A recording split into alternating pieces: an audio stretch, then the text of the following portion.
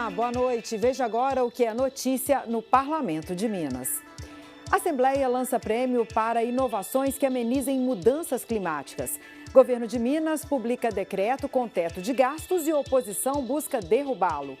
Agosto Lilás traz iniciativas de combate à violência contra as mulheres. Fique com a gente, o Jornal da Assembleia já está no ar.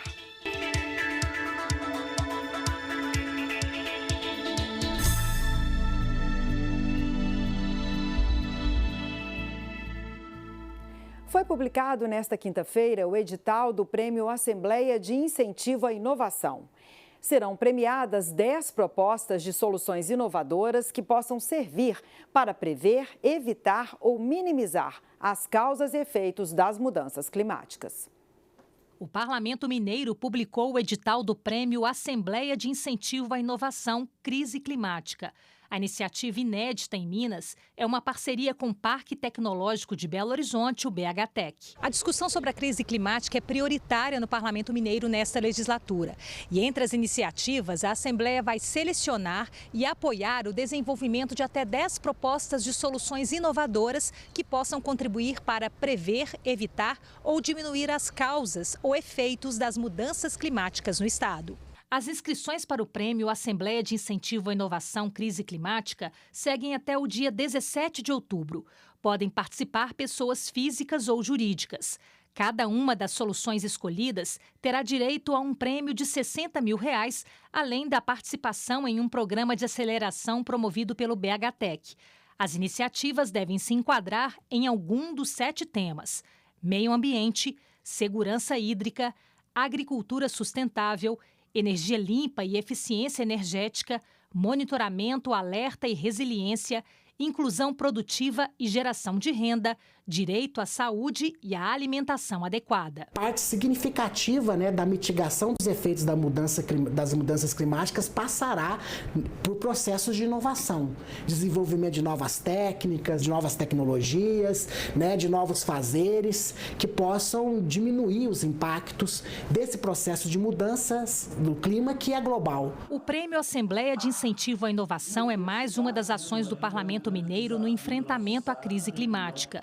Ela se une ao Seminário Técnico Desafios na Convivência com a Seca e a Chuva Extremas, lançado neste ano e que reuniu sociedade e especialistas na capital e em 7 regiões polo do estado para identificar os impactos das alterações no clima e reunir sugestões. E hoje nós temos muitas boas ideias espalhadas no Brasil e no mundo como um todo. Nós temos muitas pessoas que têm conhecimento e que querem ajudar também através da inovação, e nós vamos incentivá-las também para que a gente tenha, quem sabe, 10 boas ideias, 10 bons produtos à disposição da população do estado de Minas Gerais. Será realizado nesta sexta-feira o terceiro dos 7 encontros regionais do Fórum Técnico Minas Gerais pela Ciência. A programação inclui palestras e discussões em grupos de trabalho. Vamos conferir aqui na tela? O evento, então, da Zona da Mata será realizado no auditório do Departamento de Agronomia da Universidade Federal de Viçosa entre as 8 horas da manhã e às 6 da tarde.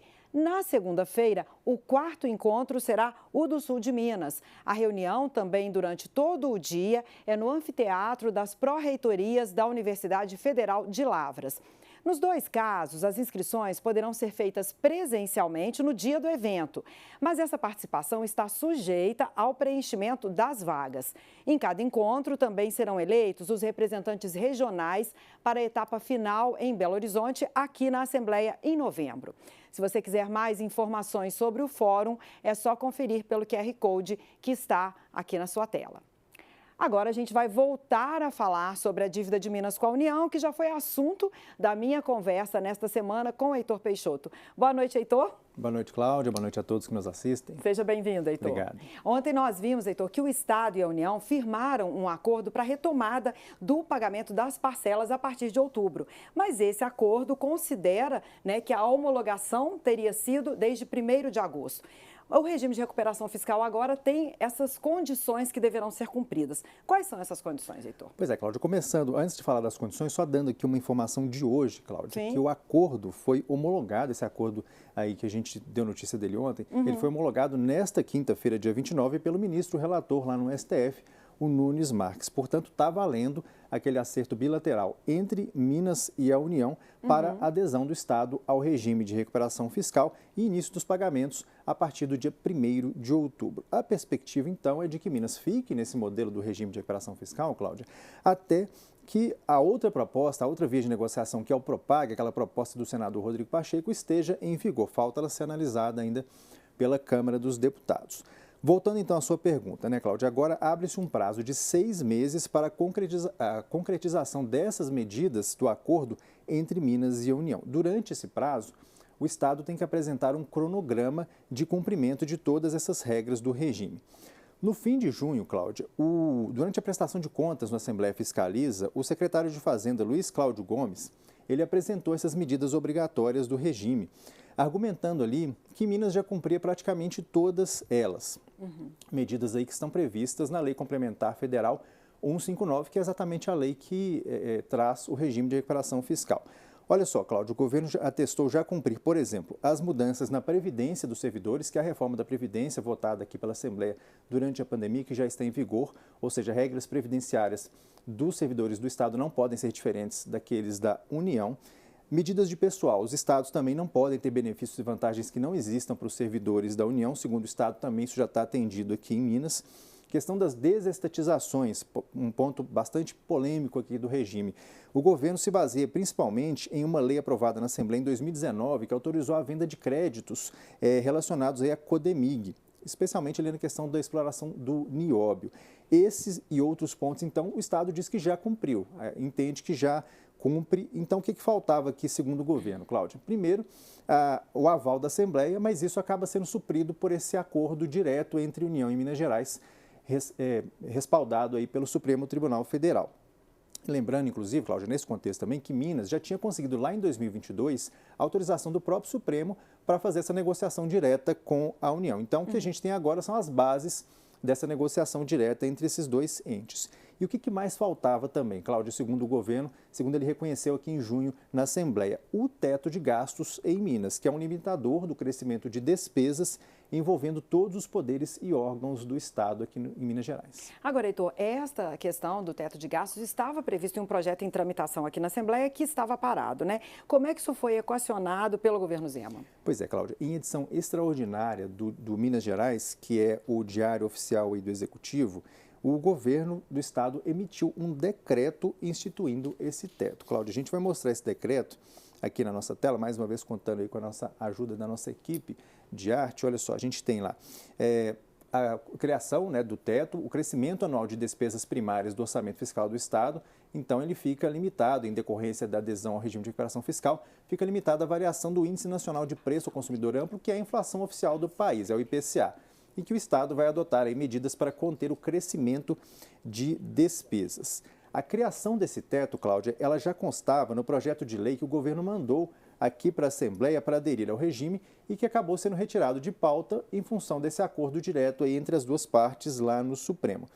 A parte do teto, ela tinha sido desmembrada do projeto principal. O entendimento aqui no Legislativo, com base nas legislações, inclusive Constituição Federal e Estadual, era que o teto só poderia ser instituído por projeto de lei complementar que exige maioria qualificada de 39 votos em 2 turnos, ou seja, maioria absoluta de parlamentares favoráveis a essa medida. Mas o governo acabou adotando esse outro caminho aí de implantação do teto de gastos via decreto, como a gente viu nessa edição extraordinária do Minas Gerais, emitida na quarta-feira. Agora, já houve algum posicionamento dos parlamentares a respeito desse decreto, Heitor? Pois é, Cláudia, tivemos sim, na própria quarta-feira, pouco depois, né, da edição desse decreto pelo governo, a oposição ela reagiu. A gente teve aí, primeiro, a fixação desse teto de gastos, Cláudia, ela foi um dos pontos mais controversos durante a tramitação do regime de recuperação fiscal, apontados aí por vários deputados contrários ao regime, sempre argumentando que o teto ele pode impactar políticas públicas do Estado, valorização de servidores e, com isso, prejuízos até mesmo aos serviços prestados à população. Isso é argumentos, claro, dos deputados contrários ao regime. A gente tem, então, Cláudio, um projeto apresentado pela oposição, um projeto de resolução que foi protocolado pela oposição, então, contra esse decreto do governador. Vamos mostrar também aqui na tela. Cláudio, olha lá, o projeto de resolução 51 de 2024, ele susta os efeitos, ou seja, ele invalida aí os efeitos desse decreto emitido pelo governador Romeu Zema. Dizendo o argumento da oposição, né, que regras e mecanismos de limitação do crescimento de despesas, pelo seu conteúdo, devem tramitar sob a forma de projeto de lei complementar, que foi o entendimento aqui dos deputados durante a tramitação desse projeto aqui na Assembleia. A vice-líder do bloco de oposição, a deputada Lohana, ela lembrou que o presidente Michel Temer, lá em 2016, ele adotou um teto de gastos também no plano federal, mas que fez isso como, Cláudia? A partir de um projeto de lei apresentado ao Congresso Nacional, que dependeu, portanto, da votação do Poder Legislativo. Então a gente aguarda agora ver os próximos passos de mais esse embate e essa discordância frontal do instrumento apresentado pelo governador para cumprir um dos requisitos fundamentais do regime aqui na casa. Heitor, muito obrigada, então, pela sua participação e por todas essas explicações para a gente. Obrigado, Cláudia. Obrigada. Durante uma semana, a sede do Parlamento Mineiro tem iluminação especial na cor lilás em homenagem às mulheres vítimas de violência. A Lei Maria da Penha, importante instrumento de combate à violência doméstica no país, completa 18 anos. A repórter Natália Bini traz os últimos números dessa realidade no Brasil e em Minas. No Brasil, a violência parece ter uma vítima recorrente: as mulheres. Ameaça, agressão, feminicídio e outros crimes contra as brasileiras aumentaram no ano passado. A cada 6 minutos, por exemplo, foi registrado um caso de estupro, 6,5% a mais em relação a 2022. As estatísticas estão no 18º Anuário Brasileiro de Segurança Pública, divulgado neste ano. E Minas Gerais foi o vice-campeão em número absoluto de feminicídios no país em 2023, ficando atrás apenas de São Paulo. Foram 183 casos registrados no estado.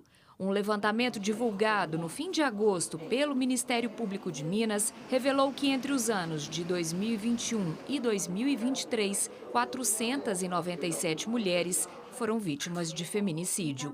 Dessas vítimas, 8 em cada 10 não tinham medida protetiva, apontou a pesquisa conduzida pelo Ministério Público. Para quem trabalha com o assunto, um dos caminhos está no fortalecimento da Lei Maria da Penha.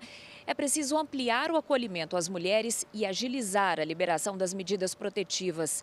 Neste mês de agosto, a Lei Federal 11.340, de 2006, mais conhecida como Lei Maria da Penha, completou 18 anos.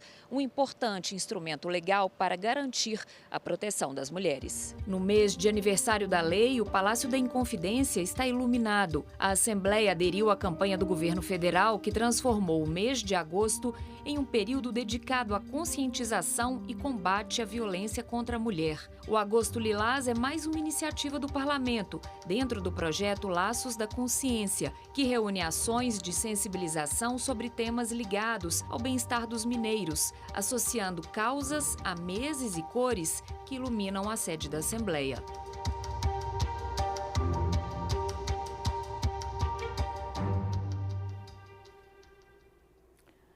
Em outubro, serão escolhidos os prefeitos e vereadores das cidades de todo o país. A eleição para o Legislativo tem algumas curiosidades. Muitas vezes, um candidato com menos votos conquista o mandato e outro com mais votos não se elege.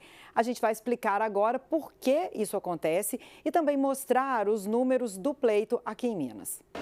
Minas Gerais tem quase 16 milhões e meio de eleitores. 67 mil candidatos vão disputar as 8.528 vagas de vereador nas 853 cidades mineiras. O número de cadeiras nas câmaras municipais varia de 9 a 55, de acordo com o tamanho da população. Como a eleição para o Legislativo não tem segundo turno, todos os vereadores serão escolhidos no dia 6 de outubro pelo sistema proporcional, que além do desempenho individual do candidato, leva em conta a quantidade de votos do partido.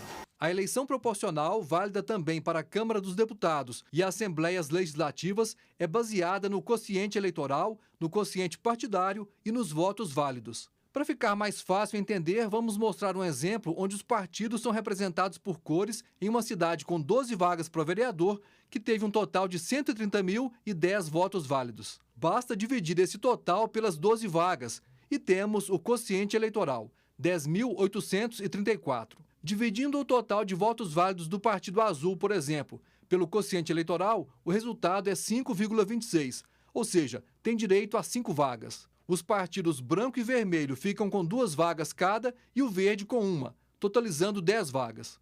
As outras 2 cadeiras vão ser distribuídas levando em conta as sobras. Lembra do quociente eleitoral do Partido Azul, 5,26? Esse 0,26 agora é considerado, mas não é só isso. Eu pego a quantidade de votos do partido e vou dividir esses votos por um divisor que é o número de cadeiras que o partido já teve, mais 1.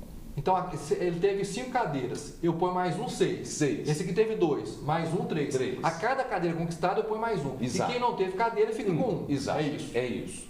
E aí eu faço a operação e tenho um número. Aí eu divido os 57 mil que foram os votos, agora pelos 6, vou ter esse número aqui. Exatamente. E assim por todos. Aí eu vou ver qual que é o número maior. O maior fica com a vaga. Certo. Aí conquistou. Tem uma vaga ainda. Isso. Vamos distribuir a segunda vaga. É cada uma por sua vez. Na segunda vaga, o Partido Azul já teve agora 6 cadeiras. Ele teve 5 no quociente, 1 na sobra. Está disputando a segunda sobra. Agora eu vou pegar o mesmo 57 mil que eu dividi por 6 e agora eu vou dividir por 7. Então aqui onde deu 9.500 passa a ser 842. Os outros não vão mudar porque eles não ganharam cadeira. Olho mais uma vez. Quem ficou com o maior? Esse aqui, 8.666, que é o Partido Branco. O Vladimir, que é consultor legislativo na Assembleia, explica que ainda existem outras condições para o candidato garantir a vaga. Uma delas é que é preciso ter votos que correspondam a pelo menos 10% do quociente eleitoral. Ele ainda lembra que a eleição para vereador não permite coligações, apenas federações. Temos hoje a federação. A federação já é algo mais permanente. Os partidos se unem por um mínimo de 4 anos. Apresentam uma chapa só. Mas a chapa os candidatos eleitos nessa chapa vão atuar juntos no parlamento durante aquele mandato, como se fosse um partido. No Sem Protocolo, que será exibido logo mais às 8h30 da noite na TV Assembleia, o meu colega Sidney Gomes entrevista o professor da Escola de Arquitetura da UFMG, Roberto Andrés. Em tempos de eleições para prefeitos e vereadores, ele espera que os candidatos discutam mais os problemas das cidades e se apeguem menos às disputas ideológicas e à polarização. Acho que as eleições desse ano vão ser o momento que a gente vai tirar essa prova, né? Em São Paulo, acho que muito certamente a polarização política nacional está muito atravessando ali o jogo da disputa, né? Em Belo Horizonte parece que ainda não, né? Parece que os personagens que estão se destacando aqui estão sendo por razões variadas, assim.